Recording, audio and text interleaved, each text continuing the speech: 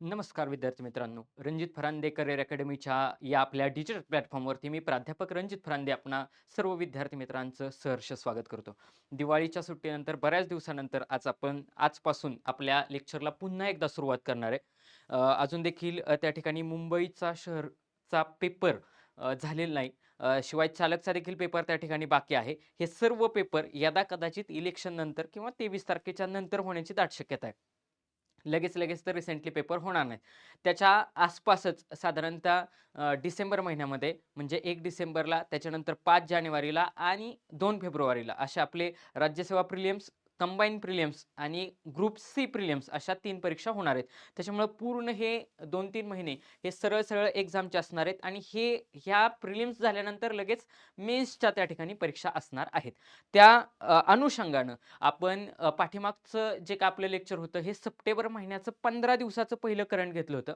आजच्या या लेक्चरमध्ये आपण त्या ठिकाणी जो सप्टेंबर महिन्याचा करंटचा पुढचा पार्ट आहे तो आपण घेणार आहे. ज्या तुमच्या वेगवेगळ्या कमेंट्स असतील त्या कमेंट बॉक्समध्ये मला त्या ठिकाणी कमेंट करून सांगा, की सर आपण त्या ठिकाणी काय-काय घेतलं पाहिजे. एम-पी-एस-सीच्या रिलेटेड आता हे जे काही लेक्चर आहेत हे एम-पी-एस-सी गट ब, एम-पी-एस-सी गट क, पोलीस भरती सर्वच्या सर्व सरळ सेवा परीक्षा, टी-ई-टी एक्झाम ह्या सर्व एक्झाम्सला अत्यंत उपयुक्त असणारे हे करंटचे लेक्चर आहेत. हे लेक्चर्स घेत असताना मी या ठिकाणी जे काय आयोग आहे, हे क्वेशन कसे विचारतात, पोलीस भरतीला क्वेशन कसे विचारतात, हे पूर्णच्या पूर्ण पेपरचा डिटेलमध्ये स्टडी करून त्या ठिकाणी हे लेक्चर्स बनवलेले आहेत. या लेक्चरची कात्रणं ॲज इट इज आपण त्या ठिकाणी पेपरमधून घेतलेले आहेत. त्याच्यामुळे पेपर वाचत असताना आपण एक्झॅक्ट काय वाचलं पाहिजे, कोणत्या-कोणत्या न्यूज वाचल्या पाहिजेत, एक्झामला काय विचारलं जातं, त्या अनुषंगानं हे आपले लेक्चर आहे. शिवाय विद्यार्थी मित्रांनो, महत्त्वाचा पार्ट असा, की हे जे काही लेक्चर सीरीज आपली आहे, याच्यामध्येच पोलीस भरतीचे रेग्युलरली लेक्चर चालू राहतील. साइड बाय साइड एम-पी-एस-सीच्या आपण पी-वाय-क्यू एनालिसिसची सीरीज पूर्णपणे त्या ठिकाणी फ्री ऑफ कॉस्ट घेणार आहे. म्हणजे जो काय मार्केटमध्ये 21,000 प्रश्नसंच आहे अप्पा हातनुरे सरांचा. त्याच्यानंतर वेगवेगळे लॉजिक बूस्टर असेल किंवा किशोर लवटे सरांचा जो काय आपला क्वेशन सेट असेल, या सर्व क्वेशन सेटमधून आपण आत्तापर्यंत आयोगाला आणि आयोगाच्या सर्व प्रश्नपत्रिका या सर्वांचा एकत्रित अभ्यास करून आपण रेग्युलरली त्या ठिकाणी क्वेशन सीरीज घेणार आहे.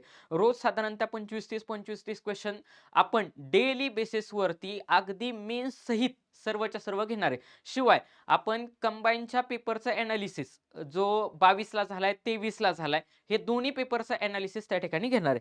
तर आजच्या ह्या सप्टेंबरच्या करंटच्या पार्टमध्ये आपण लोकसत्ता पेपर असेल, त्याच्यानंतर मटा असेल, सकाळ असेल, अगदी पुण्यनगरीतली एखादी महत्त्वाची बातमी असेल, लोकमत असेल, ह्या सर्व ह्याच्यामधून महत्त्वाचं काय वाटतं म्हणजे आत्यंतिक महत्त्वाचं काय? अशा पद्धतीनं आपण त्या ठिकाणी आजचं हे लेक्चर घेणार आहोत. ज्यांनी कोणी सप्टेंबरचा पार्ट 1 पाहिला नसेल, त्यांनी तो सप्टेंबरचा पार्ट 1 पहा. आपण ऑक्टोबरचं देखील पार्ट 1 टाकलेलं आहे. आज आपण सप्टेंबरचा पार्ट 2 टाकला, की सप्टेंबर महिन्याचे पूर्णच्या पूर्ण करंट अफेअर आपले पूर्ण होतील. त्याच्यानंतर काहीच दिवसांनी 1, 2, 4 दिवसांनी आपण ऑक्टोबरचा पार्ट 2 टाकू म्हणजे ऑक्टोबर महिना त्या ठिकाणी कव्हर होईल आणि असेच आपली लेक्चर सीरीज ही पूर्ण जानेवारी, डिसेंबर महिन्यापर्यंत मागच्या पूर्ण आपण लेक्चर्स करंटचे ह्या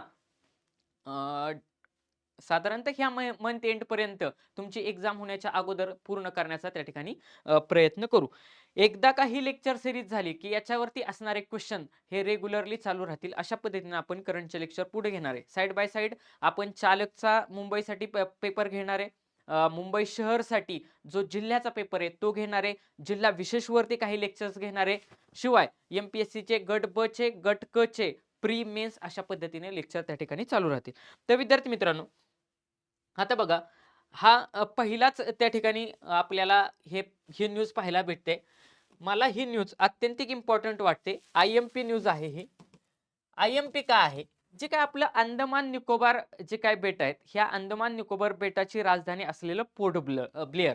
तर ह्या पोर्ट ब्लेअरवरती आता बघा, पोर्ट ब्लेअर आता श्री विजयपुरम म्हणजे ज्या ठिकाणी आतापर्यंत जे काही मोदी गव्हर्नमेंट आहे, ह्या मोदी गव्हर्नमेंटनं ज्या ठिकाणी नावं बदलली, त्या ठिकाणी आत्तापर्यंत आयोगाने असेल किंवा वेगवेगळ्या सरळ सेवा असतील, त्या ठिकाणी क्वेश्चन आपल्याला 100% पाहायला भेटतात, की एखादं आता फॉर एक्झाम्पल औरंगाबाद आहे. त्या औरंगाबादचं छत्रपती संभाजीनगर झालं. क्वेशन ऑलरेडी विचारलेलं आहे. त्याच्यानंतर उस्मानाबादचं धाराशिव झालं.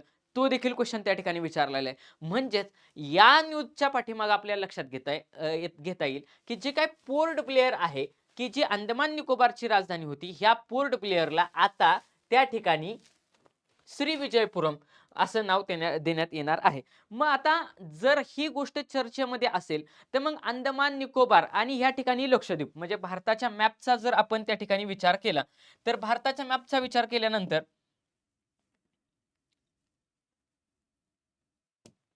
तुमच्या असं लक्षात येईल, की हा साधारणतः भारताचा मॅप आहे. तर ह्या भारताच्या मॅपमध्ये ही जी काय पश्चिम साईड आहे आणि ह्या साईडची ही पूर्व साईड आहे. तर ह्या साईडला लक्षद्वीप आहे आणि इकडं अंदमान निकोबार आहे. मग अंदमान निकोबार आणि लक्षद्वीप यांना वेगवेगळे करणारे त्या ठिकाणी चॅनल आहेत. याच्यावरती ऑलरेडी आयोगानं क्वेश्चन विचारलंय, की 8 डिग्री चॅनल, 9 डिग्री चॅनल आणि 10 डिग्री चॅनल हे काय करतात, की ह्याच्यातले अंदमान निकोबारला वेगळे करतात, काही लक्षद्वीपला वेगळे करतात आणि खाली जे काय आपलं त्या ठिकाणी मालदीव आहे. त्या मालदीवला एक वेगळे करतात. तर तुम्ही मला खाली कमेंट बॉक्समध्ये आठवणीनं सांगायचंय कारण ऑलरेडी गट ब पूर्व परीक्षा 2022 कंबाईन गट ब च्या परीक्षेमध्ये 8 डिग्री चॅनल, 9 डिग्री चॅनल आणि 10 डिग्री चॅनल याच्यातल्या 8 की 9 डिग्री चॅनलवरती त्या ठिकाणी क्वेश्चन विचारला होता. त्याच्यामुळे हे तिन्हीच्या तिन्ही चॅनल तुम्हाला माहिती असायला पाहिजे. माहिती असायला पाहिजे. मग हे तुम्ही मला खाली कमेंट बॉक्समध्ये सांगा, की 8 डिग्री चॅनल कोणाला वेगळं करतं, 9 डिग्री चॅनल कोणाला वेगळं करतं आणि 10 डिग्री चॅनल कोणाला वेगळं करतं, हे तुम्ही खाली मला कमेंट बॉक्समध्ये सांगा. आता या ठिकाणी पश्चिम साईडला लक्षद्वीप आहे, त्याच्यानंतर पूर्व साईडला अंदमान निकोबार आहे आणि याच्यामध्ये डंकन होल असं पण त्या ठिकाणी आहे. तर सॅडल नावाचं जे काही पीक आहे बघा, सॅडल नावाचं जे काही पीक आहे म्हणजे सॅडल नावाचं शिखर आहे शिखर.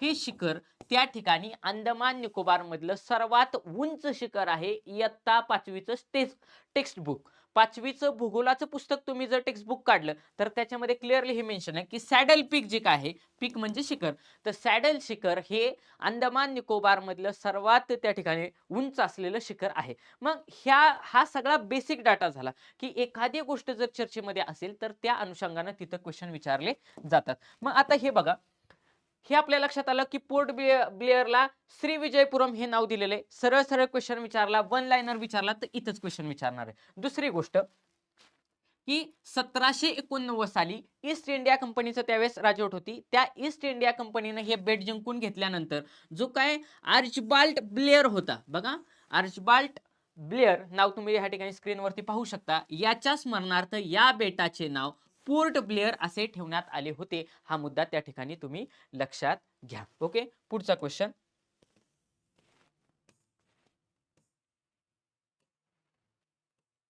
आता लोकमत पेपर मधली ही न्यूज आहे. याच्यामध्ये काय जास्त विचारणार का? काहीच विचारणार नाही. ह्याच्यातला फक्त एकच महत्त्वाचा मुद्दा त्या ठिकाणी विचारला जाणार, की आता ठराविक जिल्हे हे वेगवेगळ्या त्या ठिकाणी नावानं ओळखले जात असतात. म्हणजे आपल्याकडं त्या जी-आय टॅग आपण जो काही कन्सेप्ट आहे. जी-आय टॅगमध्ये काय, की त्या भागाचं वैशिष्ट्य असणारं म्हणजे एखाद्या एखाद्या भागाचं जर एखादं फळ असेल तर त्या भागाला त्या ठिकाणचा जी-आय टॅग त्या ठिकाणी भेटला जातो. जसं की बाबा सातारचा कंदी पेढा असेल. मग सातारा जो काही जिल्हा आहे, ह्या कंदी पेढ्यासाठी प्रसिद्ध आहे. सांगलीची असेल तर हळद असेल. अशा पद्धतीनं जे काही वेगवेगळे तिथल्या तिथल्या त्या त्या ठिकाणी जी-आय मानांकन ज्याला आपण म्हणतो, तशा नावानं ते जिल्हे त्या ठिकाणी प्रसिद्ध आहे. म्हणजे पुणे हे शैक्षणिक शहर आहे. त्याच्यानंतर खाली कोल्हापूर बघितलं आपण तर कलावंतांचा जिल्हा म्हणून आपण त्या ठिकाणी त्याला ओळखलं जातं. तसं जालना जिल्ह्याची काहीतरी नवीन अशी ओळख झालेली आहे. त्याच्यामुळे आगामी काळामध्ये येणाऱ्या परीक्षेसाठी हा मुद्दा महत्त्वाचा आहे, की जो काही जालना जिल्हा आहे, त्याला आता रेशीम जिल्हा म्हणून ओळखला जाणार आहे. एवढीच फक्त ह्याच्यातली हेडलाईन महत्त्वाची होती. ही इमेज तुम्ही लक्षात घ्या. ही तर रेशमाची साडी त्या ठिकाणी किंवा रेशमाचं सूत तयार केलं जातंय. म्हणून जालना जिल्हा हा आता रेशीम जिल्हा त्या ठिकाणी म्हणून ओळखला जाणार आहे. ओके. पुढे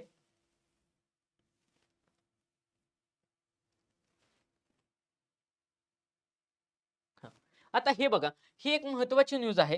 हा मुद्दा मला इम्पोर्टंट वाटतो. कारण ज्यावेळेस ब्लू वॉलमॉर नावाचं पाखरू ज्यावेळेस आपल्या महाराष्ट्र राज्य शासनानं ब्लू मॉर्मॉनला राज्य फुलपाखराचा दर्जा देण्याचं ठरवलं. त्यावेळी त्याच्यावरती वेगवेगळ्या परीक्षांमध्ये क्वेश्चन विचारले गेले. तसंच माणगावमध्ये सापडले सर्वात मोठे फुलपाखरू. कुठं सापडले? माणगावमध्ये सापडले. जर हे माणगावमध्ये सर्वात मोठं फुलपाखरू सापडलं असेल तर त्याचा कलर विचारला जाऊ शकतो का? यदा कदाचित जे काही गट ब असेल, गट क असेल त्या ठिकाणी एक्झामिनर मल्टीलायनरमध्ये त्या ठिकाणी क्वेश्चन विचारताना दिसतात. मग त्याचा कलर देखील विचारला जाऊ शकतो. जर हे सर्वात मोठे आहे तर ते किती मोठे आहे त्याची लांबी पण त्या ठिकाणी एक्झामला विचारली जाऊ शकते. मग आता बघा, माणगावमध्ये सापडले सर्वात मोठे फुलपाखरू. मग हे माणगाव कुठं आहे? तर माणगाव आहे रायगडमध्ये. जगातील सर्वात आकाराने मोठे असलेले रायगड जिल्ह्यातील तेरेखोल मधील माणगाव येथे हे फुलपाखरू सापडलेले आहे. अत्यंत मनमोहक असं आहे. या फुलपाखराला शास्त्रीय परिभाषेत ॲटलास मॉथ या नावानं ओळखलं जातं. तुम्ही स्क्रीनवरती त्या ठिकाणी पाहू शकता. ॲटलास मॉथ या नावाने या फुलपाखराला ओळखलं जातं. मग आता ह्या फुलपाखराची जर सर्वात मोठं असेल तर त्याची लांबी किती आहे याच्यावरती क्वेश्चन त्या ठिकाणी विचारला जाऊ शकतो. या फुलपाखराचा रंग बदामी तपकिरी किंवा किंचित लालसर असतो. त्याच्या पंखावर मोठे पांढरे टिपके असतात. हे ठिकाणी पांढरे टिपके आणि हे बदामी लालसर रंग तुम्ही पाहू शकता. आणि याची लांबी जिथं क्वेश्चन विचारला जाऊ शकतो तो मला हा पॉइंट वाटतो की 25 सेंटीमीटर असे आहे. मग या ठिकाणी याच्यावरती कसे कसे क्वेश्चन विचारले जाऊ शकतात?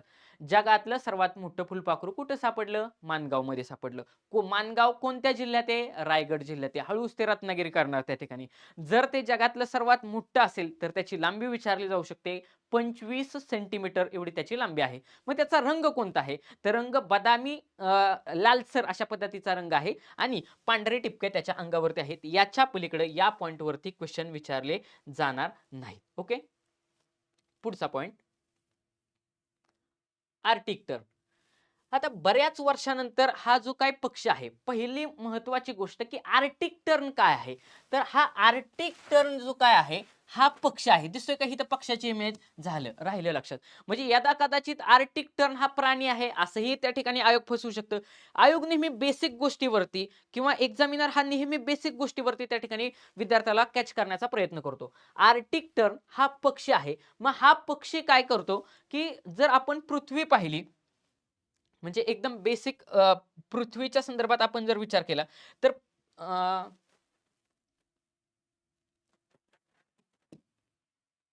सपोज ही पृथ्वी आहे असा विचारात घ्या. तर ही पृथ्वी आहे. तर ह्या पृथ्वीवरती दोन ध्रुव आहेत. हा एक ध्रुव आणि हा एक ध्रुव. मी जास्त वेळ घालवत नाही कारण हा स्टॅटिक डाटा आहे. तर खालचा आहे आपला दक्षिण ध्रुव आणि वरचा आहे उत्तर ध्रुव. तर दक्षिण ध्रुव आणि उत्तर ध्रुव आणि ह्याच्या सर्वांना माहिती आहे की 0 डिग्रीवरती त्या ठिकाणी विषुववृत्त आहे.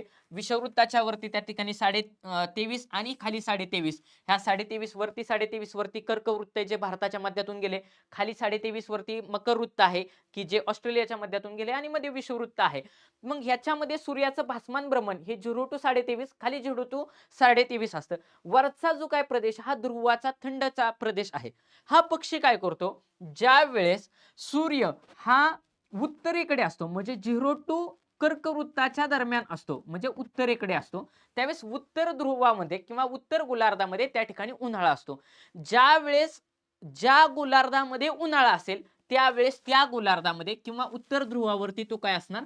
हा आर्टिक टर्न पक्षी असतो. ज्या वेळेस या ठिकाणी हिवाळा चालू होतो त्यावेळेस हा पक्षी उत्तर ध्रुवावरून खाली दक्षिण ध्रुवाकडे प्रवास करायला सुरुवात करतो. म्हणजे ह्या दक्षिण ध्रुवाकडे त्यावेळेस काय असेल? उन्हाळा असेल. म्हणजे ज्या ठिकाणी उन्हाळा असणार त्या ध्रुवावरती हा पक्षी आपल्याला आढळतो. म्हणजे उत्तर ध्रुव ते दक्षिण ध्रुव, दक्षिण ध्रुव ते उत्तर ध्रुव असा हा पक्षी एवढ्या लांब प्रकारचा त्या ठिकाणी प्रवास करत असतो आणि जवळपास 100 वर्ष, 96 वर्ष म्हणजे जवळपास 100 वर्ष आणि 96 वर्षानंतर हा जर भारतात दिसला असेल तर त्या ठिकाणी क्वेश्चन विचारली जाण्याची शक्यता आहे की हा कुठून कुठं प्रवास करतो? उत्तर ध्रुव ते दक्षिण ध्रुव. म्हणजे ज्या ध्रुवावरती बेसिक फक्त एवढंच लक्षात ठेवायचं की ज्या ध्रुवावरती उन्हाळा असेल त्या ध्रुवावरती हा पक्षी आपल्याला आढळणार. एकदा का हिवाळा चालू झाला की त्या ध्रुवावरून तो पक्षी काय करतो? दुसऱ्या ध्रुवावरती प्रवास करायला सुरुवात करतो. आर्टिक टर्न काय आहे? पक्षी आहे. राखाडी कलरचा हा पक्षी आहे. सर्वाधिक प्रवास करणारा पक्षी आहे. झालं. मग आता क्वेश्चन काय विचारणार ते, जगातील सर्वाधिक प्रवास करणाऱ्या पक्षाचं नाव खालीलपैकी कोणतं आहे? Arctic turn. आणि मग वर्षभरामध्ये 2 उन्हाळे अनुभवणारा, किती उन्हाळे? 2 उन्हाळे अनुभवणारा व सर्वाधिक प्रवास करणारा पक्षी म्हणून ही आर्टिक टर्नची ओळख आहे. उत्तर ध्रुवावरती थंडी सुरू झाली की तो त्या ठिकाणी दक्षिण ध्रुवावरती प्रवास करायला सुरुवात करतो. उत्तर ध्रुवावरती थंडी सुरू झाली की तो दक्षिण ध्रुवाकडे प्रवास करायला सुरुवात करतो.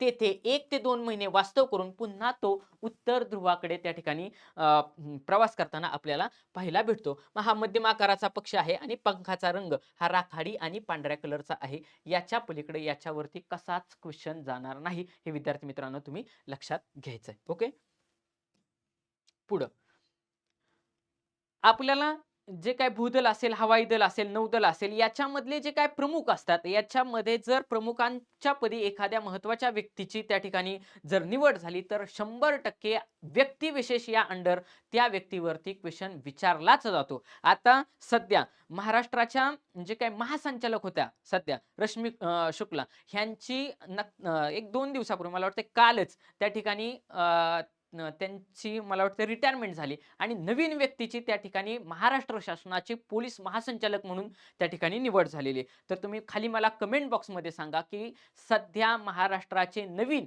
महासंचालक म्हणून कोणाची निवड झालेली आहे. विद्यार्थी मित्रांनो, आपलं जे काही टेलिग्राम चॅनल आहे, ह्या टेलिग्राम चॅनलला ह्या ज्या काही पीडीएफ असेल, ह्या पीडीएफ मी तुम्हाला टाकणार आहे. म्हणजे जे काही मी क्वेश्चन घेत असतो त्याचं एक्सप्लेनेशन कसं घेतो, तिथं काय मार्क करतो, याची पीडीएफ तुम्हाला टाकणार आहे. ती पीडीएफ तुम्ही त्या ठिकाणी डाउनलोड करून त्याची प्रिंट काढू शकता आणि त्या ठिकाणी क्वेश्चन मार्क त्या ठिकाणी तुमचं जे काही एक्सप्लेनेशन आहे ते लिहू शकता. तुमच्या जास्तीत जास्त काळ त्या ठिकाणी डाटा लक्षात राहील. ज्यांनी कुणी आपल्या चॅनलला सबस्क्राईब केलं नसेल किंवा टेलिग्राम ग्रुप आपला जॉईन केला नसेल, त्यांनी टेलिग्राम ग्रुप आपला जॉईन करा. यूट्यूब चॅनल आपला सबस्क्राईब करा आणि जास्तीत जास्त विद्यार्थी मित्रांपर्यंत शेअर करा. तुम्ही ही न्यूज पाहू शकता. याच्यामध्ये बघा लिहिलंय की हवाई दलाच्या प्रमुखपदी अमरप्रीत सिंग यांची निवड त्या ठिकाणी झालेली आहे. मग हे कोण आहेत अमरप्रीत सिंग? तर ह्या ठिकाणी त्यांचा फोटो आहे. आता हा फोटो पाहिला की लक्षात घ्यायचं की साधारणतः अमरप्रीत सिंग कसे आहेत.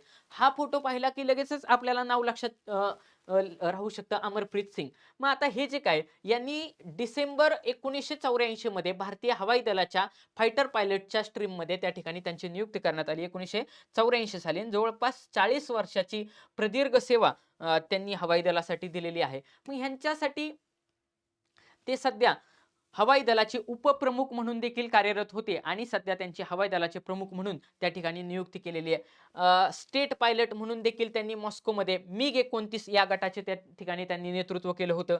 तेजस या हलक्या लढाऊ विमानाच्या उड्डाणाच्या चाचणीमध्ये ते देखील त्यांनी योगदान दिलं होतं. एकदा असा देखील प्रश्न त्या ठिकाणी विचारला की तेजस काय आहे? तर हे तेजस जे काय आहे, हे हलक्या म्हणजे वजनानं हलकं असलेलं लढाऊ विमान आहे. लढाऊ विमान आहे, हा मुद्दा लक्षात घ्यायचा. कारण ते बऱ्याचशा विचारतात, अर्जुन काय आहे? म्हणजे रणगाडा आहे का? त्याच्यानंतर तोफ आहे का? ड्रोन आहे का? लढाऊ विमान आहे? याच्यावरती त्या ठिकाणी क्वेश्चन विचारताना एक्झामिनर आपल्याला पाहायला भेटतो. तर तेजस जे काय हे हलक्या लढाऊ विमान आहे, हा मुद्दा त्या ठिकाणी लक्षात घ्या.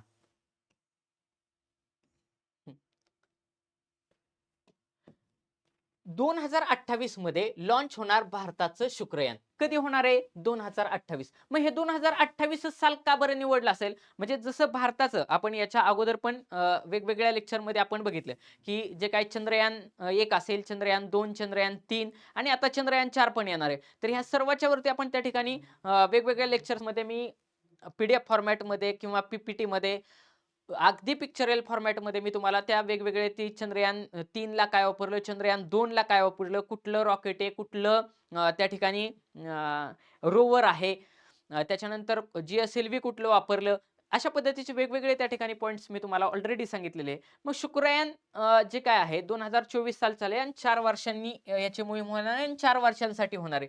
तर 2028 सालीच का? तर 2028 साली शुक्र हा ग्रह सूर्यापासून लांब येणार आहे आणि पृथ्वीच्या जवळ येणार आहे. मग आपल्याला बेसिक वरती जर क्वेश्चन विचारला तर कुठे क्वेश्चन विचारला जाऊ शकतो? तर लक्षात घ्या की बेसिक वरती क्वेश्चन विचारत असताना आपण याच्या अगोदर ही न्यूज कव्हर करू आणि मग तुम्हाला महत्त्वाचा मुद्दा सांगतो की आपली जी काय मोहीम आहे ही 2028 ला शुक्रयान होणार आहे, एवढा लक्षात घ्यायचं.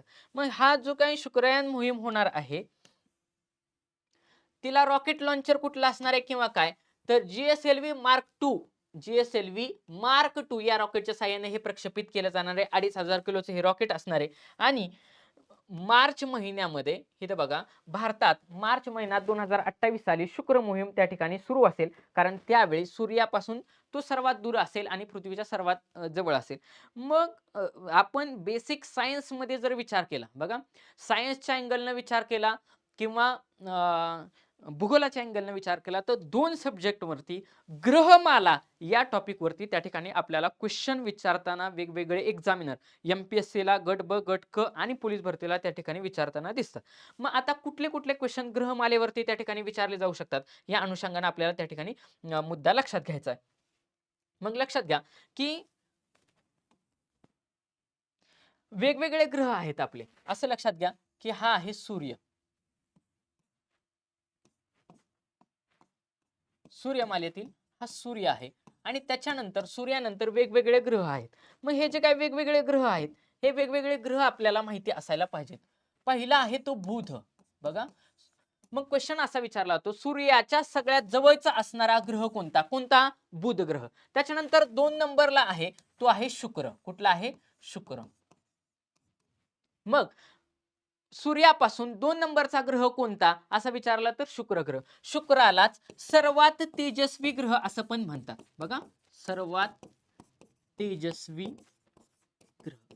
क्वेश्चन असा विचारणार, सर्वात तेजस्वी ग्रह किंवा सर्वात चमकणारा ग्रह कोणता? तर शुक्र ग्रह आहे. आता आपलं ती लावणी पण आहे का नाही, की उगवली शुक्राची चांदणी, झाली का नाही ट्रिक तयार. म्हणजे उगवली शुक्राची चांदणी का? बघा, त्या लावणीमध्येच ती मुलगी एकदम अशी चमचमणारी सुंदर दिसते का नाही. मग जर उगवली शुक्राची चांदणी असं का म्हटलं जातं, की ज्यावेळेस आपण सकाळचं जर पाहिलं तर पहाटेच्या सुमारामध्ये, पहाटे 3च्या सुमारास सूर्य उगवण्याच्या साईडला म्हणजे पूर्व दिशेला ही शुक्राची चांदणी अत्यंतिक तेजस्वीपणे एवढी एकमेव चांदणी दिसते आणि संध्याकाळी मावळताना पण दिसते. त्याच्यामुळं उगवता आणि मावळता तारा म्हणून देखील ह्या शुक्राला ओळखलं जातं. परंतु ती तारा नसून ग्रह आहे. मग हा जो काही शुक्र आहे हा सर्वात तेजस्वी ग्रह आहे. आणि त्याच्यानंतर आपली 3 नंबरला आहे पृथ्वी. 3 नंबरला आहे पृथ्वी. मग क्वेश्चन असा विचारला जातो, ह्या शुक्र ग्रहाची ह्या पृथ्वीची जवळपास जो काय आकार आहे हा सारखा आहे. मग क्वेश्चन असं विचारला जातो, की खालीलपैकी कोणत्या ग्रहाला पृथ्वीची जुळी बहीण असं म्हटलं जातं? तर या शुक्राला पृथ्वीची जुळी बहीण असं म्हटलं जातं. 3 नंबरचा ग्रह आहे आपली पृथ्वी. पृथ्वीला निळा ग्रह असं पण त्या ठिकाणी म्हटलं जातं.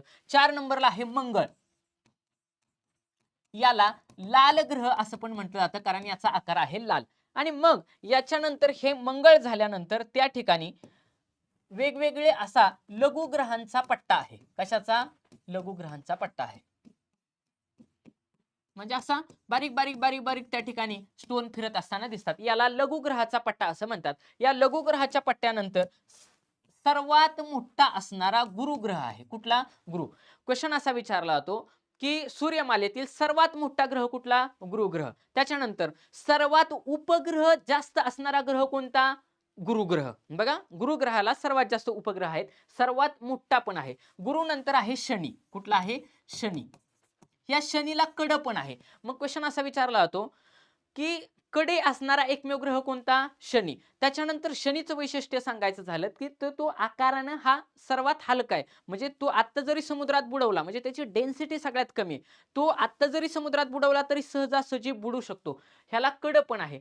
गुरु, शनी, त्याच्यानंतर युरेनस. इथं आहे युरेनस. आता मी खाली काढतो.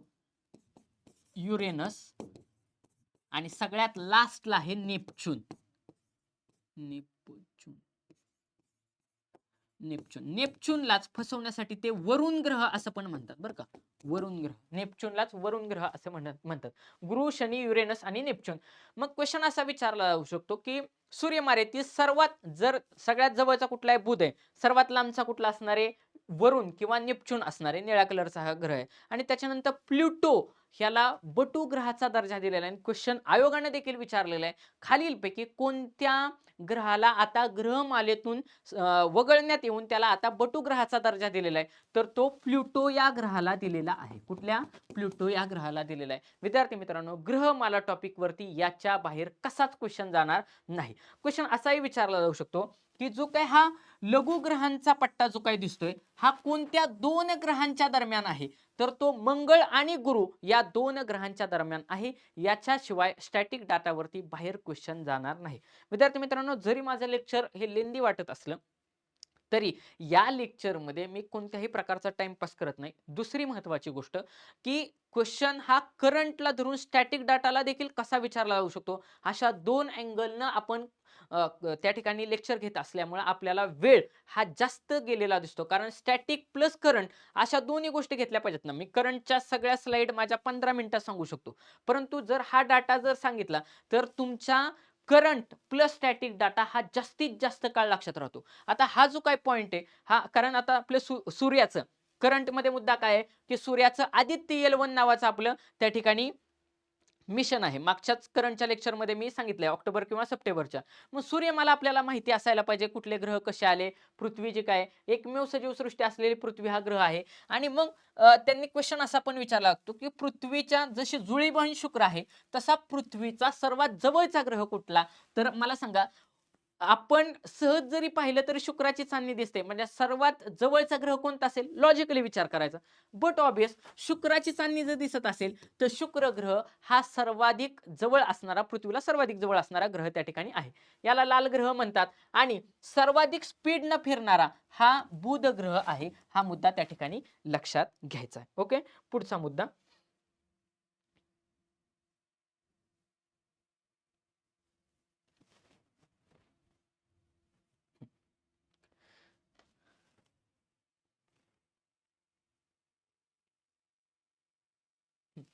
जे काय IPS आहेत, अनुराग गर्ग.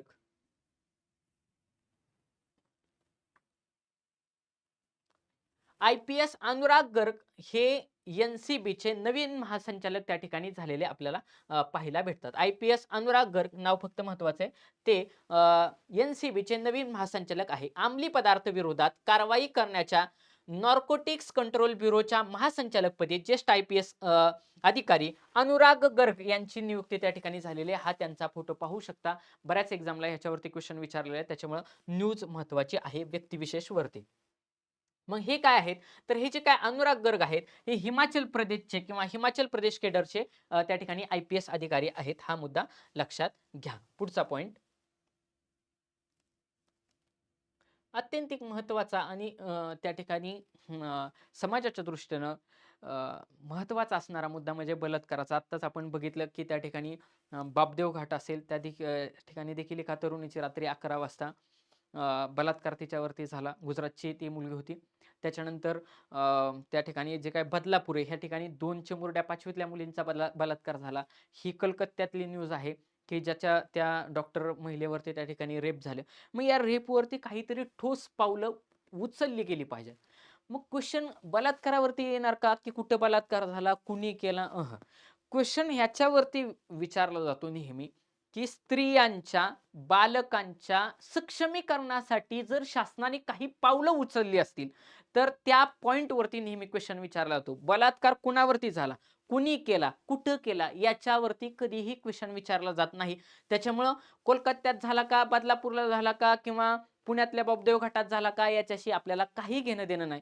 की त्याच्या स्त्रियांच्या सक्षमीकरणासाठी किंवा त्यांना एक संरक्षण कवच म्हणून शासनानं काही पावलं उचलली आहेत का, त्याच्यावरती क्वेश्चन विचारला जातो. आता बघा की क्वेश्चन तुम्हाला डायरेक्टली विचारला जाऊ शकतो. मला आता एक्झॅक्ट हे आठवेना क्वेश्चन आठवेना, पण एवढं आठवतं की शेतकऱ्यांसाठी आंध्र प्रदेश सरकारनं काहीतरी स्कीम लागू केली होती, पीडी काहीतरी असं, मला एक्झॅक्ट नाव आठवेना. तर त्याच्यावरती आयोगानं क्वेश्चन विचारला होता की खालीलपैकी ही स्कीम कोणत्या शेतकऱ्यांसाठी असणारी ही स्कीम कोणत्या राज्यानं लागू केलेली आहे, आणि आंध्र प्रदेश त्याचं उत्तर होतं. मग ती स्कीम आंध्र प्रदेशनं लागू केलेली असं जर आयोग त्या ठिकाणी गट ब लाच मला वाटतं की राज्यसेवा प्रिलिम्सला तो क्वेश्चन होता, तर तसा सेम क्वेश्चन आता पण विचारला जाऊ शकतो. जरीही बंगालचं असेल तर बंगालमध्ये बलात्काराच्या विरोधात अपराजिता विधेयक त्या ठिकाणी मांडलं गेलेलं आहे. कुठलं? अपराजिता विधेयक. मग आता दोन क्वेश्चन सांगतो.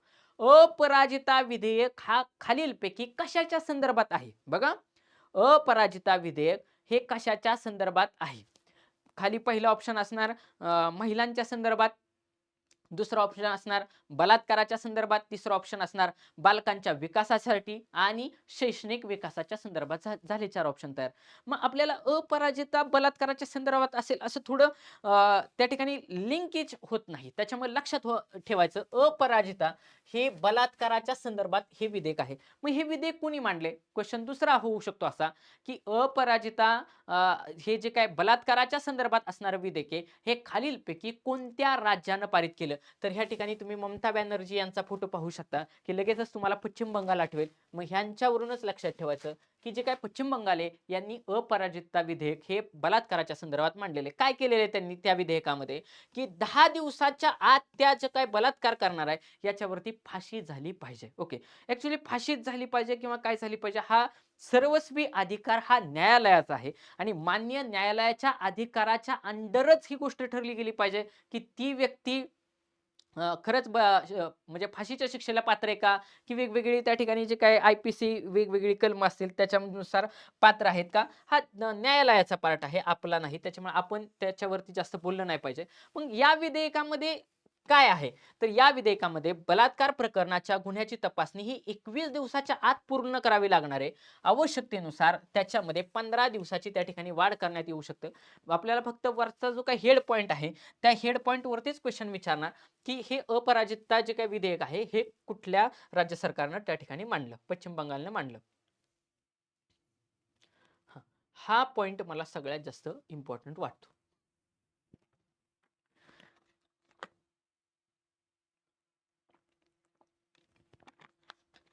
फोटो पाहूनच तुमच्या लक्षात येईल, की जो काही क्रिस्टियानो रोनाल्डो आहे, ह्याने ऐतिहासिक 900 गोल केलेले आहेत. किती? 900. फुटबॉलच्या इतिहासापर्यंत आत्तापर्यंत कुणीच एवढे 900 गोल केले नाही. Cristiano Ronaldo. तर रोनाल्डो सगळ्यांना माहिती आहे पोर्तुगालचा कर्णधार आहे. तर तो क्वेशनही असा विचारला जाऊ शकतो, की तो कोणत्या देशाचा कर्णधार आहे? तर तो कर्णधार आहे पोर्तुगीलचा. तर जो काही पोर्तुगाल आहे, त्या पोर्तुगालचा कर्णधार असणारा रोनाल्डो याने 900 गोल केलेत. फुटबॉलच्या इतिहासात ही पहिल्यांदाच घटना झालेली आहे आणि एखादी गोष्ट जर एखाद्या खेळाच्या संदर्भात इतिहासात पहिल्यांदा होत असेल, तर 100% आगामी काळावरती रोनाल्डोवरती क्वेशन विचारणारच. पोर्तुगालचा कर्णधार क्रिस्टियानो रोनाल्डो यानं 900 गोल त्या ठिकाणी पूर्ण केलेले आहेत आणि त्याच्या खालोखालच जो काही मेस्सी आहे, तो 838 गोल केलेले आपल्याला पाहायला भेटतात. अजून जवळपास एक 60-70 गोलांचा त्या ठिकाणी फरक आहे. मग तुम्ही मला खाली कमेंट बॉक्समध्ये कमेंट करून नक्की सांगा, की मेस्सी हा खालीलपैकी कोणत्या देशाचा खेळाडू आहे? आणि मग ह्या क्रिस्टियानो रोनाल्डोनं 2002 साली आपल्या कारकिर्दीला सुरुवात केली. एवढाच पॉइंट मला त्या ठिकाणी महत्त्वाचा वाटतो. हां, श्रीलंकेच्या पंतप्रधानपदी हरिणी अमरसूरिया तुम्ही त्या ठिकाणी नाव वाचून घ्या. हा फोटो आहे किंवा तुम्ही खाली हे पण पाहू शकता. आता बघा हा फोटो पाहिला की तुमच्या लक्षात येईल. डॉक्टर हरिणी अमरसूरिया यांची श्रीलंकेच्या नव्या पंतप्रधान म्हणून त्या ठिकाणी नियुक्ती झाली आहे. याच्या बाहेर क्वेशन विचारला जाणार नाही. तुम्ही म्हणताल सर याच्यावरती क्वेशन विचारला आहे का? 100% विचारला जाईल. का? कारण श्रीलंकेमध्ये त्या ठिकाणी आपण पाहू शकता मला वाटतं T20ची त्यावेळेस मॅच होती तरी देखील फार चांगली कामगिरी T20च्या क्रिकेटमध्ये श्रीलंकेची हे केली होती. कारण तिथलं सरकार कोसळलं. त्याच्यानंतर अराजकता त्या ठिकाणी माजली होती आणि तशा परिस्थितीमध्ये सध्या नवीनच हे सरकार आले आणि त्याच्यामध्ये हरणी अमरसोया यांची पंतप्रधान म्हणून नियुक्ती झालेली आहे. याच्यापेक्षा त्यांचे जे काही श्रीलंकेचे राष्ट्राध्यक्ष आहेत त्याच्यावरती क्वेशन येण्याचे मला जास्तीत जास्त चान्सेस वाटतात. कामगाराचा मुलगा झाला श्रीलंकेचा नवा राष्ट्राध्यक्ष. मार्क्सवादी नेते अनुरा बघा इथं क्वेश्चन विचारणार. कोण झालेत नवे राष्ट्राध्यक्ष? राष्ट्राध्यक्ष आणि पंतप्रधान याच्यामध्ये गल्लत करायची नाही. म्हणूनच हे दोन्ही स्लाइड मी एकाखाली एक घेतलेत. पंतप्रधान म्हटलं की महिला झालेली आहे.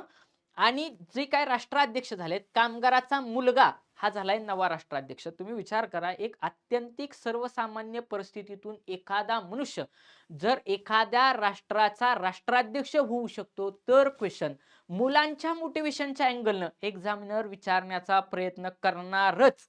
कारण एका सर्वसामान्य कुटुंबातील मुलगा म्हणजे आपण बघतो सूरज चव्हाण, एक सर्वसामान्य कुटुंबातला मुलगा बिग बॉसची ट्रॉफी घेऊन आला. फार आनंद वाटला. का?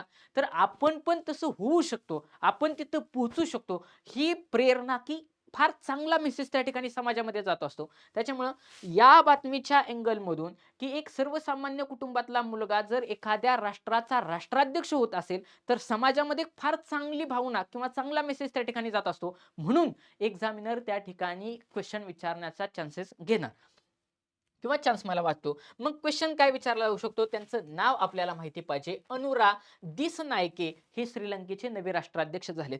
विशेष म्हणजे त्यांच्या घरातील विद्यापीठामध्ये शाळेला जाणारे ते पहिलेच विद्यार्थी. मग हे हे बाबा ही कामगाराचा मुलगा झाला, राष्ट्राध्यक्ष झाला, श्रीलंकेचा झाला इथपर्यंत ठीक आहे. किंवा असंही विचारलं जाऊ शकतं, की नुकतेच राष्ट्राध्यक्षपदी निवड झालेले किंवा नुकतेच श्री अनुरा दिसनायके यांची सॉरी नुकतेच श्री अनुरा दिसनायके यांची खालीलपैकी टिंबटिंब या देशाच्या राष्ट्राध्यक्षपदी निवड झालेली आहे. आणि मग खाली ऑप्शन असणार त्या ठिकाणी म्यानमार, श्रीलंका, पाकिस्तान आणि कुठलं पण मालदीव वगैरे असे ऑप्शन त्या ठिकाणी आपल्याला पाहायला भेटू शकतात. ते श्रीलंकेचे झाले. मग का क्वेश्चन विचारला जाऊ शकतो? आपल्याला माहिती आहे की लोकशाहीमध्ये जर कोणाला निवडून यायचं असेल तर मिनिमम 50% पेक्षा जास्त मतं त्याला पाहिजे, म्हणजे बहुमत पाहिजे. ही श्रीलंकेच्या इतिहासातील पहिलीच अशी निवडणूक होती की ज्याच्यामध्ये 50% पेक्षा दोन्ही पार्टींना 50% एवढी मतं पडली नाहीत. त्याच्यामुळे दोनदा त्या ठिकाणी मतांची फेरमोजणी झाली आणि म्हणून त्या ठिकाणी क्वेश्चन विचारला जाऊ शकतो. निवडणुकीत कोणत्याही उमेदवाराला विजयासाठी लागणारा 50% पेक्षा अधिकचा कोटा पूर्ण करण्यात आला नाही. त्यामुळे श्रीलंकेच्या इतिहासात प्रथमच मतमोजणीची दुसरी फेरी झाली आणि म्हणून त्या ठिकाणी क्वेश्चन विचारला जाऊ शकतो. आणि बघा कुटुंबात विद्यापीठामध्ये कुटुंबात पहिलेच त्या ठिकाणी असणारे हे व्यक्ती आहेत की युनिव्हर्सिटीचं शिक्षण घेणारे ते पहिलीच व्यक्ती असणार आहेत. बरेचसे विद्यार्थी मित्र मला त्या ठिकाणी आता पाहतायत. विद्यार्थी मित्रांनो, आपण देखील आपल्या घरामध्ये किंवा आपल्या गावामध्ये यदाकदाचित तालुक्यामध्ये अधिकारी होणारे ही पहिलीच व्यक्ती असू शकतात. त्याच्यामुळं तेवढ्या एनर्जीनं, तेवढ्या उर्मीनं आणि तेवढ्या ताकदीनं मला त्या पदावरती पोहोचायचंच आहे, या जिद्दीनं, चिकाटीनं अभ्यास केला पाहिजे. बाकीचं जग काय म्हणतंय किंवा ह्याला झेपणारच नाही असं म्हणणारे 90% जनता असते आणि हे कशाला करतो हे म्हणणारे 9% जनता असते. फक्त 1% जनता म्हणजे तुमचे आई वडील, तुम्ही आणि ठराविक जवळचे प्रिय मित्र एवढ्याच जणांना वाटतं की बाबा हा पास होईल. या त्यांच्या त्या लोकांसाठी अभ्यास करून राहिलेल्या 99% लोकांना जर गप्प करायचं असेल तर तुम्हाला हे उदाहरण चालू ह्याच्यामधलं प्रेरणादायी त्या ठिकाणी ठरू शकतं. त्याच्यानंतर गोव्यात सर्वाधिक त्या ठिकाणी बेरोजगारीचा दर आपल्याला पाहायला भेटतो.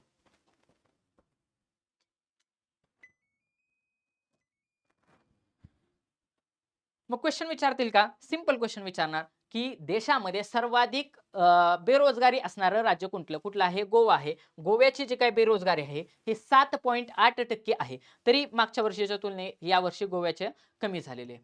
हा सगळ्यात VIMP न्यूज आहे ही मी तुम्हाला थोडी एक्सप्लेन करून सांगेल. मुलींच्या लग्नाचे वय आता 21 वर्ष झालेले आणि हे कुठं झालेले? हिमाचल प्रदेश जे काय आहे त्या हिमाचल प्रदेशच्या विधानसभेमध्ये हे विधेयक मंजूर करण्यात आलेले.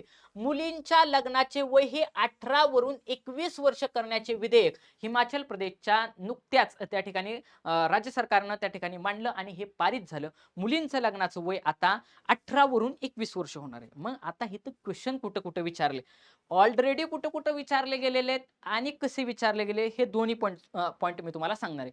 विद्यार्थी मित्रांनो, तुम्ही नीट पॉइंट त्या ठिकाणी लक्षात घ्या. मुलींचं वय वर्ष लग्नाचं 18 वरून 21 झालं. मग 18 कधी झालं हा पहिला प्रश्न तुम्हाला पडायला पाहिजे. बघा 18 वर्ष मुलींचं लग्नाचं वय कधी झालं? कारण मुलींचे पहिली लग्न फार लहान असताना व्हायचे. मग ह्याच्या अगोदर 18 कधी झालं, 14 कधी झालं, हे वेगवेगळे पॉइंट आहेत.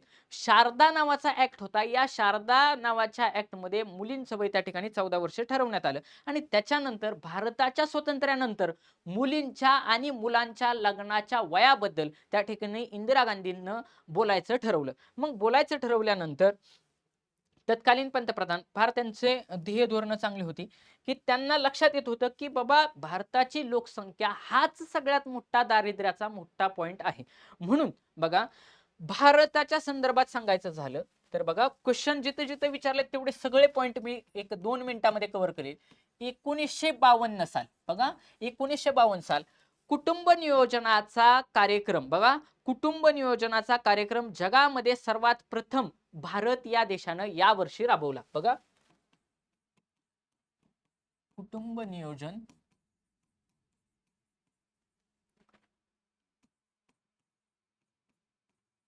राबविणारा भारत हा जगातील पहिला देश ठरला. जगातील पहिला फर्स्ट देश ठरला. मग 1952 साली आपण पहिल्यांदा कुटुंब, बाबा कुटुंबामध्ये ठराविकच व्यक्ती असले पाहिजे, म्हणजे कमीत कमी मुलं जन्माला आले पाहिजे. आता आपण बघतो हम दो हमारे दो, याच्यावरती पण त्या ठिकाणी आयोगाने क्वेश्चन ग्रुप बी प्रिलिम्स, ग्रुप सी प्रिलिम्स, तुम्ही सिलेबस काढून बघा, लोकसंख्या हा टॉपिक त्यांनी क्लिअरली मेन्शन केलेला आहे. कंपल्सरी ह्या पॉइंट वरती त्या ठिकाणी क्वेश्चन विचारले जातात. आणि याच्या संदर्भात त्या ठिकाणी दोन धोरण तुम्हाला पाहायला भेटतात. त्यातलं पहिलं धोरण जे काय आहे, 1976चं लोकसंख्या धोरण. बघा, 1976चं लोकसंख्या धोरण, याच्यावरती क्वेश्चन विचारताना 1976चं लोकसंख्या धोरण आता सध्या 25 जे काही संविधान हत्या दिवस आहे तो चर्चेमध्ये, कारण त्याच वेळी 1976लाच त्या ठिकाणी 76ला सॉरी 75ला 1976 इंदिरा गांधींचा त्या ठिकाणी कालखंड आहे आणि त्यांनी ठरवलं की लोकसंख्या त्या ठिकाणी कंट्रोलमध्ये आली पाहिजे, म्हणून त्यांनी 1976ला लोकसंख्या धोरण आणलं. या लोकसंख्या धोरणामध्ये लक्षात घ्या, या लोकसंख्या धोरणातला सगळ्यात आयएमपी पॉइंट की जिथं क्वेश्चन आयोगाने विचारलेत की बाबा तुम्ही कुटुंब नियोजन करत असताल, म्हणजे कमी मुलांवरती जर तुम्ही ऑपरेशन करत असाल तर रोख स्वरूपामध्ये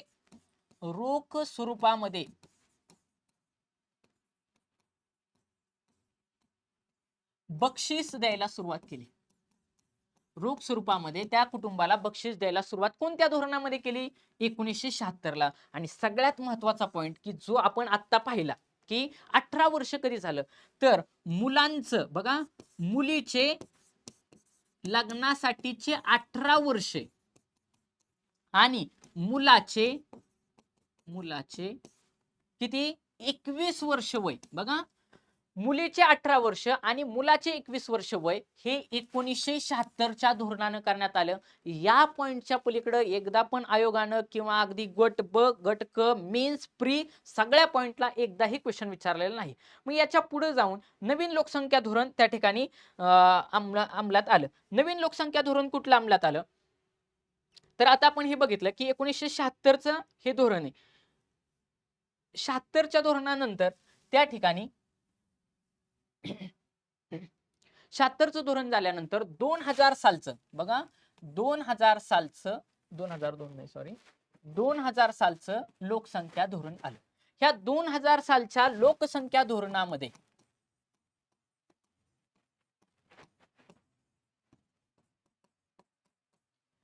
2000 सालच्या लोकसंख्या धोरणामध्ये 3 पॉइंट त्या ठिकाणी घेण्यात आले.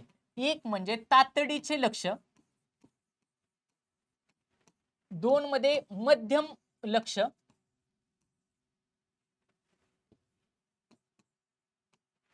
आणि तिसरं म्हणजे दीर्घकालीन उद्दिष्टे. तातडीची उद्दिष्टे, मध्यम उद्दिष्टे आणि दीर्घकालीन उद्दिष्टे. याच्यावरती दीर्घकालीन उद्दिष्टाच्या पॉइंट वरती बऱ्याच वेळा क्वेश्चन विचारलाय.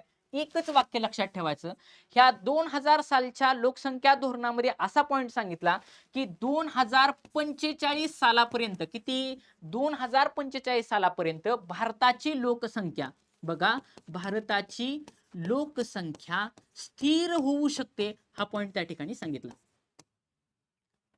2045 पर्यंत भारताची लोकसंख्या काय होईल, स्थिर होईल, असं त्या पॉइंटला सांगितलं. त्याच्यानंतर तातडीचं उद्दिष्ट काय होतं, आता बघा, लोकसंख्या जर नियोजनात म्हणजे कंट्रोलमध्ये आणायची असेल तर दवाखाने पाहिजेत, पायाभूत सुविधांची त्या ठिकाणी उभारणी केलेली असली पाहिजे. म्हणजे दवाखान्यासारख्या पायाभूत सुविधांची उभारणी करणे हा सगळ्यात तातडीचा पॉइंट होता. पायाभूत सुविधा,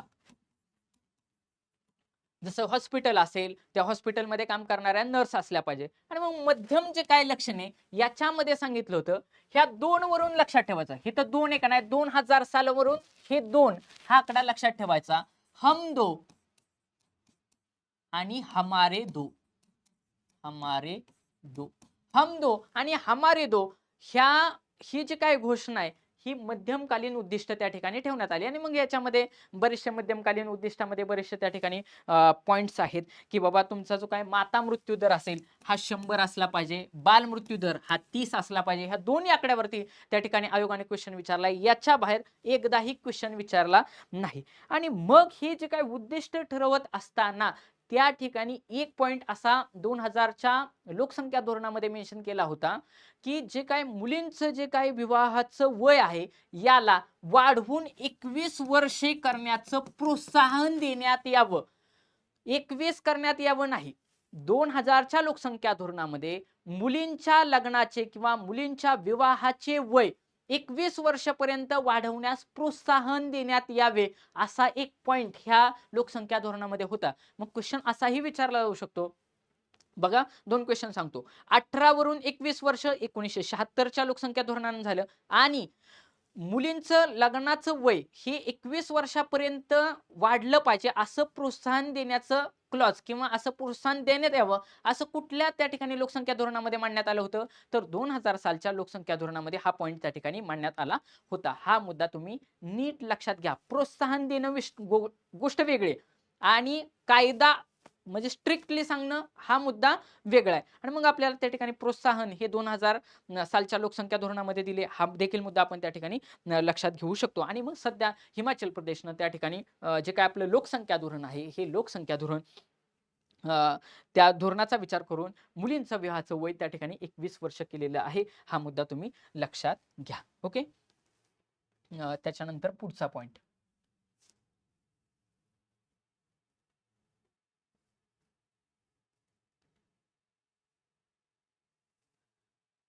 HAL ला मिळणार महारत्न कंपनीचा दर्जा. कोणत्या कंपनीला? HAL. मग ही 14वी महारत्न कंपनी आहे. कुठली? 14वी. ही आहे 14वी महारत्न कंपनी. कितवी? 14वी. 14वी महारत्न कंपनी आहे. शिवाय फक्त तिचं नाव महत्वाचं आहे. मी माझ्या टेलिग्राम ग्रुपला त्या ठिकाणी सर्वच्या सर्व 14च्या 14 महारत्न कंपन्यांचा त्या ठिकाणी नावं टाकलेली आहेत. ओके. त्या ठिकाणी मेन्शन पण केलेली आहेत. ओके. पुढचा पॉइंट. एक देश एक निवडणुका ह्याला मंजुरी दिलेली. मग क्वेश्चन असा विचारणार आहे, एक देश एक निवडणुकीला मंजुरी दिल्यानंतर खालीलपैकी कोणत्या समितीच्या शिफारसीनुसार ही दिले? तर ही दिसतात आपल्या भारताचे माजी राष्ट्रपती रामनाथ कोविंद साहेब. तर कोविंद समितीच्या शिफारसीनुसार क्वेश्चन इथं विचारणार आहे की कोणत्या समितीच्या शिफारसीनुसार? कोविंद समितीच्या शिफारसीनुसार एक देश एक निवडणुकीला त्या ठिकाणी मंजुरी देण्यात येणार आहे. आणि 2029 सालापासून लोकसभा, राज्य विधानसभा, नगरपालिका, पंचायती सारख्या स्थानिक स्वराज्य संस्थांच्या एकाच वेळी निवडणुका घेण्यात याव्यात अशी शिफारस विधी आयोगाकडून त्या ठिकाणी केली जाण्याची शक्यता सूत्रांनी सांगितलेली आहे. हा मुद्दा तुम्ही लक्षात घ्या. पुढचा पॉइंट. हा ऑलरेडी चर्चेत असलेला मुद्दा होता की सह्याद्रीच्या डोंगरामधील खनिजे वाहून नेण्यासाठी शक्तिपीठे महामार्ग क्वेश्चन मार्क. बघा शक्तिपीठे महामार्ग म्हणजे आपल्याला माहिती आहे की महाराष्ट्रामध्ये 3.5 शक्तिपीठ आहेत. तुम्ही मला त्या ठिकाणी कमेंट बॉक्स करून सांगायचंय 3.5 कुठली? 3 लक्षात राहतात आणि अर्धपीठ कुठलं आहे हा महत्वाचा मुद्दा आहे.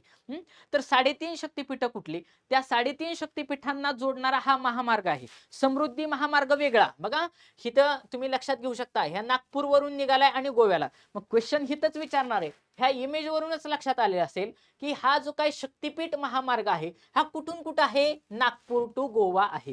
गोवा ते नागपूर शक्तिपीठ महामार्ग. एवढंच पॉइंट लक्षात ठेवायचं.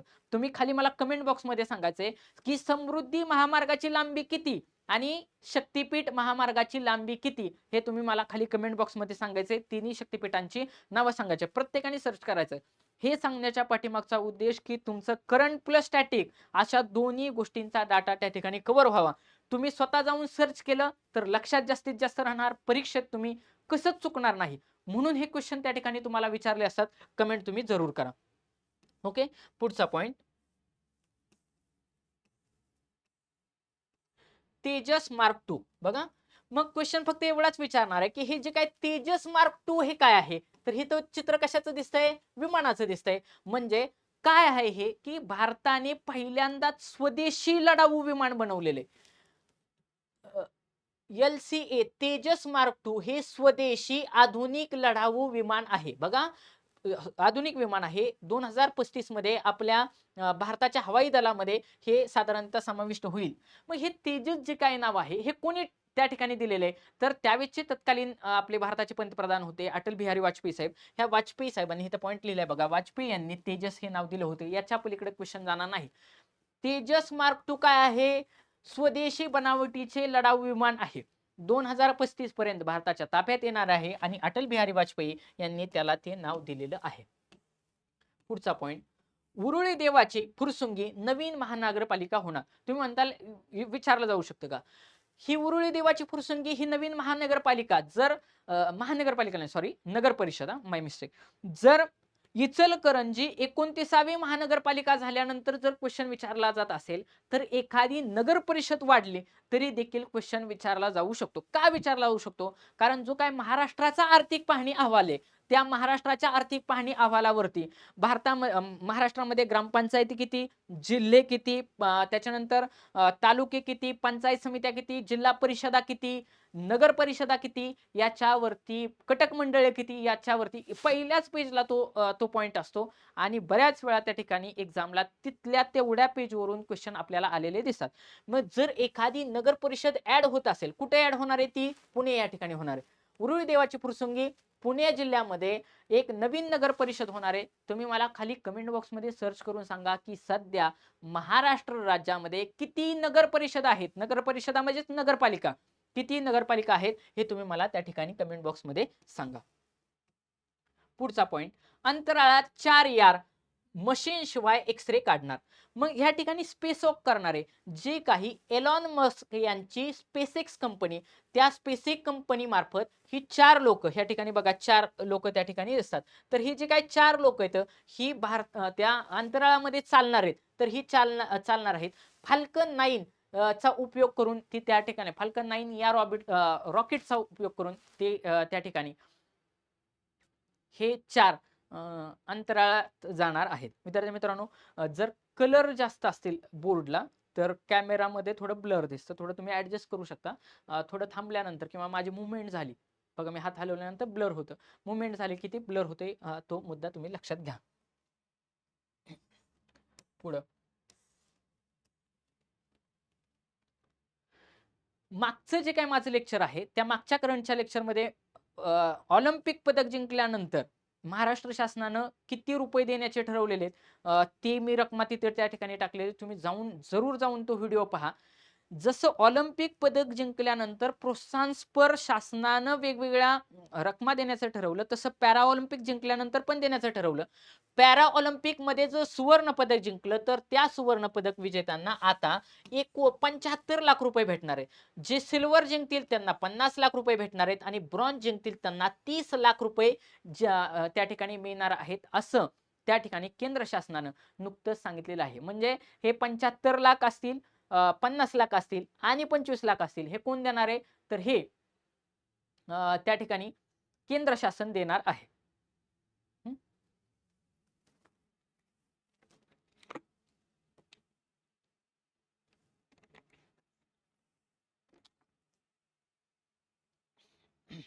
पुढची न्यूज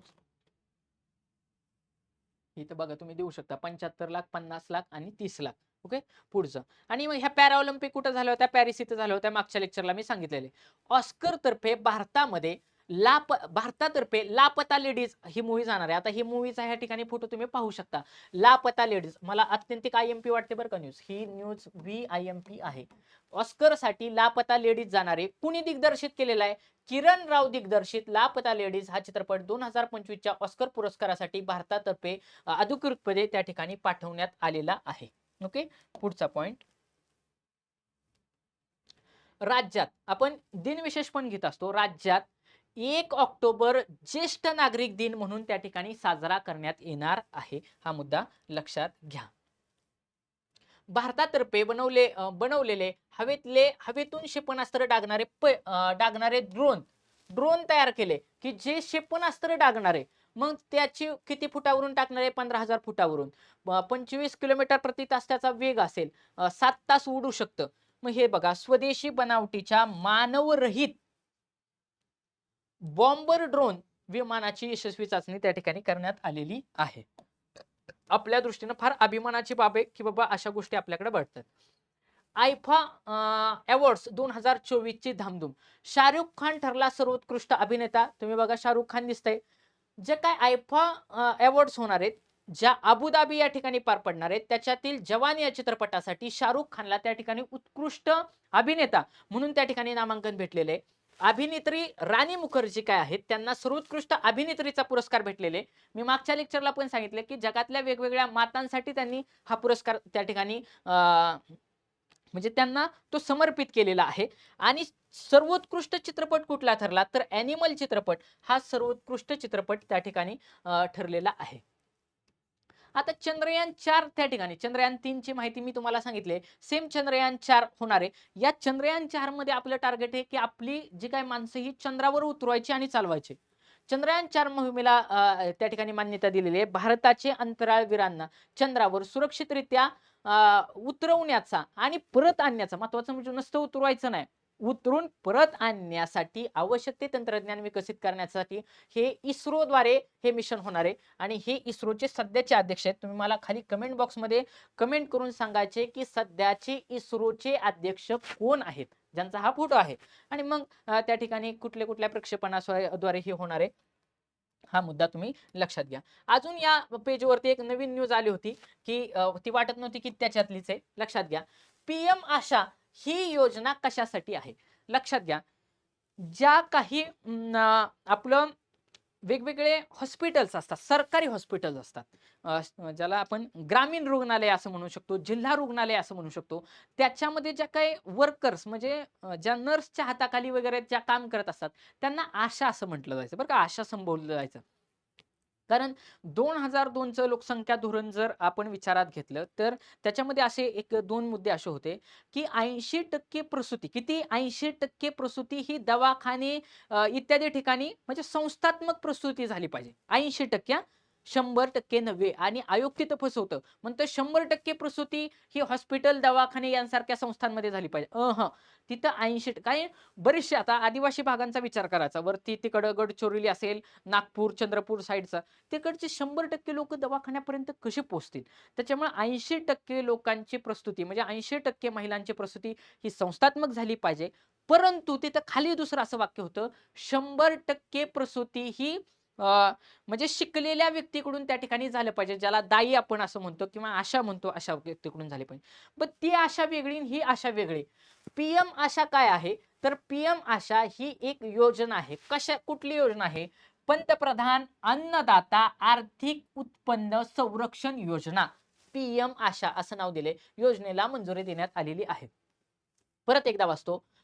पीएम म्हणजे पंतप्रधान, अन्नदाता आर्थिक उत्पन्न संरक्षण योजना. अन्नदाता कोणाला म्हटलं जातं हो? याच्या नावावरूनच कळलं जातं.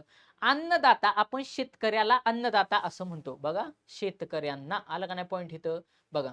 मग काय म्हटलेले 15व्या वित्त आयोगाच्या माध्यमातून 2025 ते 26. 15वा वित्त आयोग म्हणजे कोण? अध्यक्ष कोण 15व्या वित्त आयोगाचे? एन के सिंग हे 15व्या वित्त आयोगाचे अध्यक्ष होते. आणि आता सध्या कुठला वित्त आयोग आलाय? आता आलाय 16वा वित्त आयोग. 16वा वित्त आयोग आहे. वित्त आयोग आहे. कोण आहे 16व्या वित्त आयोगाचे? अरविंद पानगडिया. अरविंद पानगडिया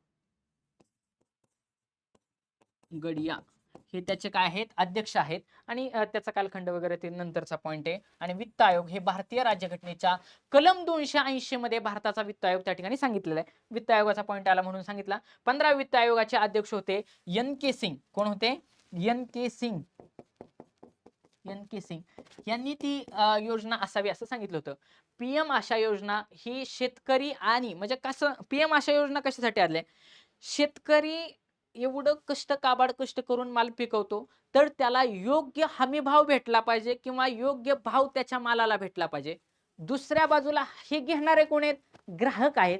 आणि ग्राहकांना पण तो वाजवी दरामध्ये भेटला पाहिजे. म्हणजे शेतकऱ्यांचं हित आणि दुसऱ्या बाजूला ग्राहकांचं हित, ह्या दोघांना जोडण्यासाठी ही पीएम आशा नावाची योजना त्या ठिकाणी सरकारनं आणलेली आहे. काय केलेले? शेतकऱ्यांना त्यांच्या शेतीमालाला योग्य भाव मिळावा आणि ग्राहकांना वाजवी दरामध्ये अन्नधान्य उपलब्ध व्हावं यासाठी ही PM आशा योजना आहे. हा मुद्दा तुम्ही लक्षात घ्या. थोडं फसवणारी योजना आहे म्हणून तो मुद्दा मी सांगितलेला आहे. पुढचा पॉइंट, पॅरा ऑलिम्पिक स्पर्धेमध्ये भारताला विक्रमी, आतापर्यंत भारताला पॅरा ऑलिम्पिक मध्ये एवढी कधीच पदकं भेटली नव्हती तेवढी ह्यावेळी भेटलेत. त्याच्यामुळे 100% हा आकडा विचारलाच जाणार आहे. पॅरिस, कुठं झाली पॅरा ऑलिम्पिक स्पर्धा? पॅरिस पॅरा ऑलिम्पिक मध्ये भारताला विक्रमी पदकं भेटलेली आहेत. किती? त्याच्यामध्ये 7 सुवर्ण, 7 सुवर्णासह 29 पदकं भेटलेली आहेत. मग खाली क्वेश्चन डायरेक्टली विचारला जाणार, पॅरिस पॅरा ऑलिम्पिक स्पर्धेमध्ये भारताला टोटल किती पदके भेटलेले आहेत? किती? 29 पदके भेटलेली आहेत. मग इथं चार्ट बघायचा. चार्ट क्वेश्चन असा विचारणार की या पदक तालिकेतले पहिले क्रमांकाचे 3 देश कुठले? 1 नंबरला चायनाला भेटले, 2 नंबर ग्रेट ब्रिटन म्हणजे इंग्लंड आणि 3 नंबरला अमेरिका आहे. हा मुद्दा लक्षात घ्यायचा. चीन सगळ्यात 1 नंबरला होतं, ज्यांना 220 टोटल पदकं भेटली. आणि सगळ्यांना माहिती आहे ज्याला सुवर्ण पदकं जास्त असतात त्याच्यानुसार रँकिंग असतं. टोटल पदकांपेक्षा सुवर्ण पदकं ज्याला जास्त भेटलेत त्याच्यानुसार ते रँकिंग असतं. भारताला 7 सुवर्ण, 9 रौप्य आणि 13 कांस्य असे टोटल 29 पदकं भेटलेली आहेत. तुम्ही म्हणताल सगळी पदकं महत्वाची आहेत का? हो, 100% महत्वाची आहेत. कारण एक्झाम मला सांगता येणार नाही, परंतु एवढी एवढी सुवर्ण, एवढी एवढी रौप्य आणि एवढी एवढी कांस्य अशी टोटल एवढी एवढी पदकं भारताला ह्या ह्या ऑलिम्पिक मध्ये भेटलेली, असं एकदा ग्रुप बी की राज्यसेवा प्रिलिम्सला क्वेश्चन त्या ठिकाणी विचारला गेला होता. मे बी 2019 सालची एक्झाम असावी, एक्झाम मला एक्झॅक्टली आठवत नाही, पण 2019 सालच्या 100% कोणत्या ना कोणत्या तरी परीक्षेमध्ये त्या ठिकाणी सेम असाच क्वेश्चन विचारला होता. त्याच्यामुळे सुवर्ण किती, रौप्य किती, कांस्य किती, टोटल किती, सगळी पदकं आपल्याला त्या ठिकाणी माहिती असायला पाहिजेत. मग भारतातील ही पॅराऑलिम्पिक मधील आजपर्यंत सर्वात यशस्वी अशी कामगिरी आहे.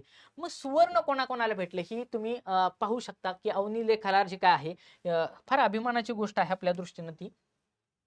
सुवर्ण कोण कोणाला भेटले तेवढे तरी आपल्याला माहिती असायला पाहिजे. यादा काय तुम्हाला दिसतंय की नाही मला सांगू शकत नाही, पण बघा अवनी नेमबाजीमध्ये, बघा नेमबाजीमध्ये एवढ्या 4 लोकांना भेटलं. तुम्ही नावं त्या ठिकाणी झूम करून पाहू शकता. वाटलंच तर मी तुम्हाला झूम करून देतो.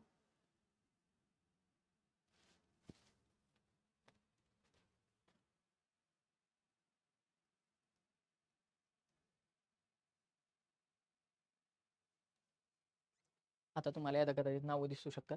अवनी अवनी लेखारा जे आहेत यांना सुवर्ण पदक भेटले नेमबाजीमध्ये. ऍथलेटिक्स मध्ये 4 जणांना सुवर्ण पदक भेटलेले. प्रवीण कुमार सुवर्ण पदक, नवजीत सिंग सुवर्ण पदक, सुमित अंतिल सुवर्ण पदक आणि धरमवीर यांना देखील सुवर्ण पदक भेटलेलं आहे. त्याच्यानंतर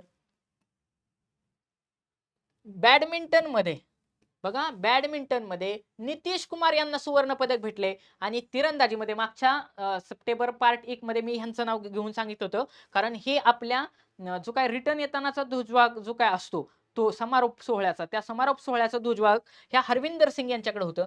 तिरंदाजीमध्ये हरविंदर सिंग यांना सुवर्ण पदक भेटलं होतं आणि पहिल्यांदाच भेटलं होतं, तेव्हा महत्वाचं आहे. शीतल देवी ही कोणत्या खेळाशी संदर्भात आहे? तर ती तिरंदाजी या खेळाशी संदर्भात आहे.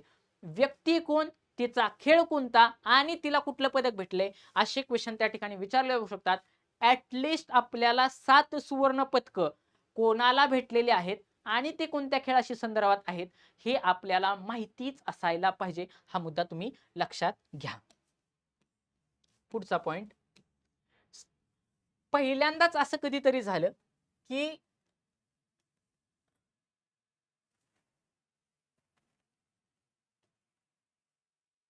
सापांमुळे, बघा एखाद्या ठिकाणी जर धरण आलं, एखाद्या गावामध्ये जर धरण आलं तर तिथल्या लोकांना स्थलांतरित केलं जातं. सगळ्यांना माहिती आहे, त्याला धरणग्रस्ताचा दाखला देखील भेटतो की बाबा तिथं धरण होणार आहे म्हणून त्यांचं पुनर्वसन केलं जातं. आता माळीन दुर्घटना त्या ठिकाणी पुण्यात झाली होती.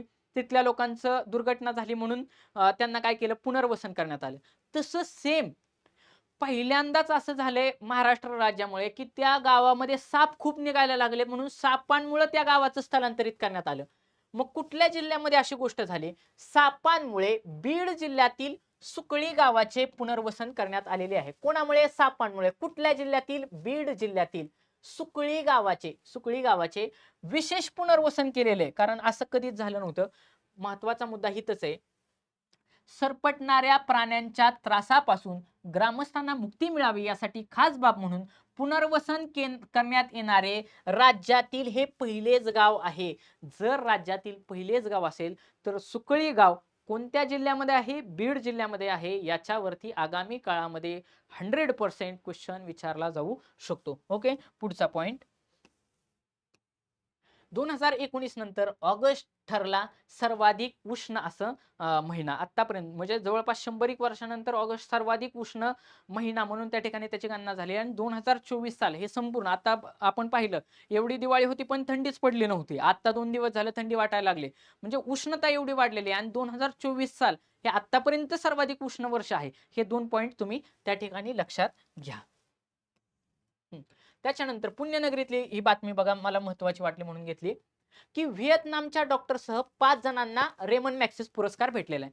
रेमन मॅक्सिस पुरस्काराला आशियाचा नोबेल असं पुरस्कार म्हणून म्हटलं जातं. महत्वाचं काय, यंदा व्हिएतनाम युद्धातील पीडितांच्या न्यायासाठी मदत करणाऱ्या व्हिएतनामचे डॉक्टर गुयेन फुयोंग, हे तर त्यांचं नाव दिलंय बघा, गुयेन फुयोंग, ह्या जे काय आहेत की ज्यांनी व्हिएतनामचं जे काय वॉर झालं होतं, ह्या व्हिएतनामच्या वॉरमध्ये पीडितांना मदत केली. आणि म्हणून फिलिपाईन्सची राजधानी मनिला या ठिकाणी हा पुरस्कार दिला जातो. शिवाय थायलंडमध्ये डॉक्टरांचा समूह असलेल्या रुरल डॉक्टर्स मुव्हमेंट, हे बघा डॉक्टरांचा समूह 3-4 डॉक्टर दिसतात, रुरल मुव्हमेंट, यांना देखील हा रेमन मॅक्सिस पुरस्कार, हे जे काय रेमन मॅक्सिस आहेत फिलिपाईनचे राष्ट्राध्यक्ष, त्यांच्या नावे हा पुरस्कार दिला जातो.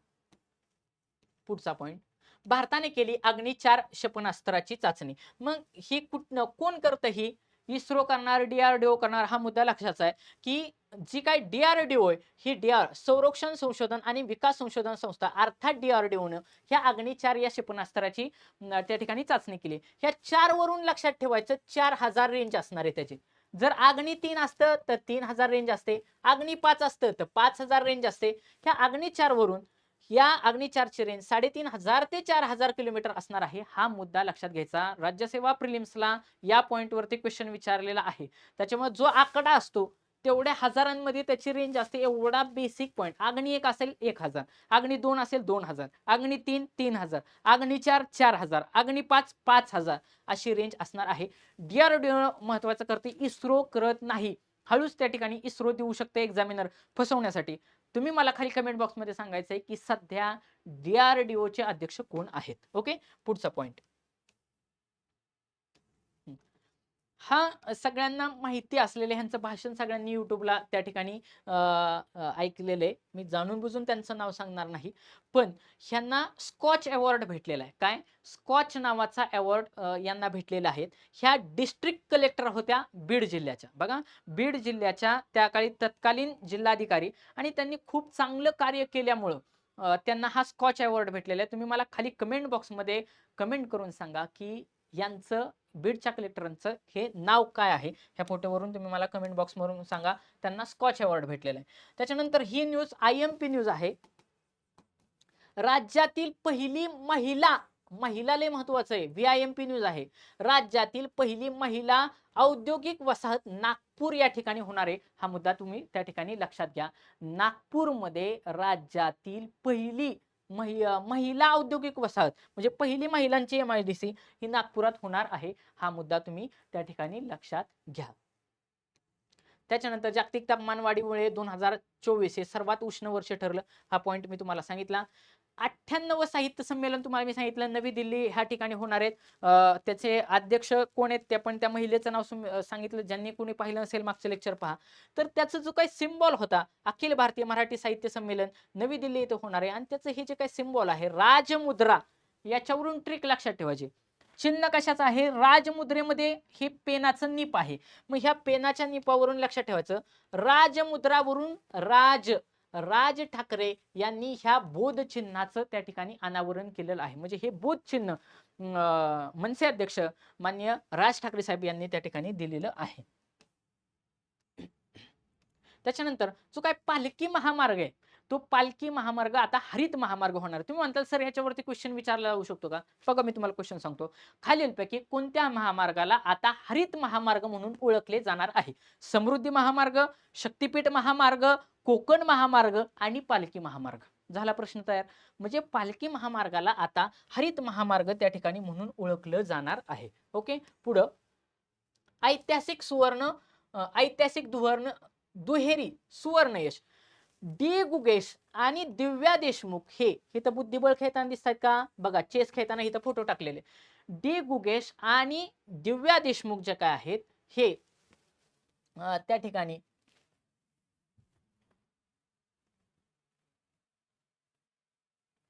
आता तुम्हाला फोटो व्यवस्थित दिसेल बघा. डी गुगेश आणि दिव्या देशमुख ह्या दोघांचा त्या ठिकाणी फोटो आहे आणि चेस खेळताना दिसतात. हे दोघं बुद्धिबळ या खेळाशी संदर्भात आहेत आणि भारताची अशी पहिलीच वेळ होती बघा, पुरुष आणि महिला या दोन्ही विभागामध्ये जेतेपद मिळवण्यासाठी भारताची ही पहिलीच वेळ ठरलेली आहे की ज्याच्यामध्ये आपण विजेतेपद भेटलो. मग ह्या पुरुष संघाचं नेतृत्व डी गुगेश, अर्जुन एरिगेसी आणि आर प्रज्ञानंद यांनी केलं होतं. आणि जी काही नागपूरची आहे बघा, सगळं इथं पण क्वेश्चन विचारला जाऊ शकतो. नागपूरची दिव्या देशमुख, द्रोणावल्ली, हरिका व अवंतिका अग्रवाल यांनी त्या ठिकाणी निर्णायक अशी कामगिरी केली. मग क्वेश्चन असा विचारला जाऊ शकतो, ही जी काय दिव्या देशमुख आहे ही कुठली आहे, तर ही दिव्या देशमुख नागपूरची आहे. दिव्या देशमुख नागपूरची आहे. डी गुगेश, आर प्रज्ञानंद हे चेस या खेळाशी संदर्भात आहेत. हा मुद्दा तुम्ही लक्षात घ्या.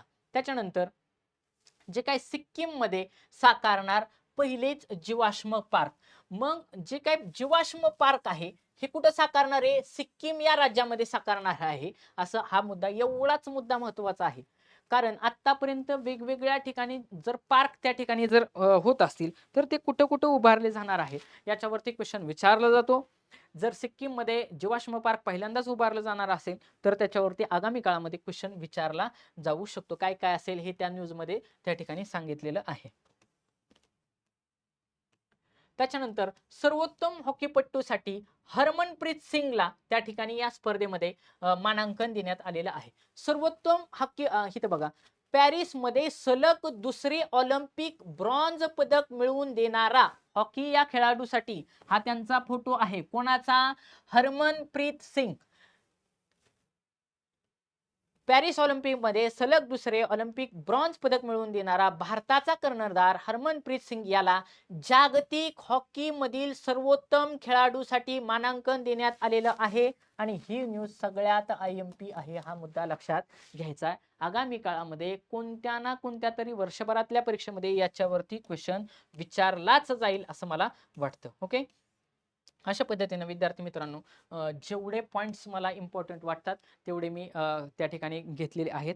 तुम्ही आवर्जून जिथे जिथे मी क्वेश्चन विचारले असतात तुम्ही वेळात वेळ काढून त्या ठिकाणी कमेंट टाईप करण्याचा प्रयत्न करा की जेणेकरून तुमच्या अभ्यासाची रिव्हिजन होत असते. स्वतः सर्च केल्यानंतर अजून जास्तीत जास्त काळ लक्षात राहत असतं. हे लेक्चर तुम्हाला कसं वाटलं नक्की कळवा. आवडलं असल्यास एक लाईक नक्की करा. तुमच्या जास्तीत जास्त विद्यार्थी मित्रांपर्यंत शेअर करा.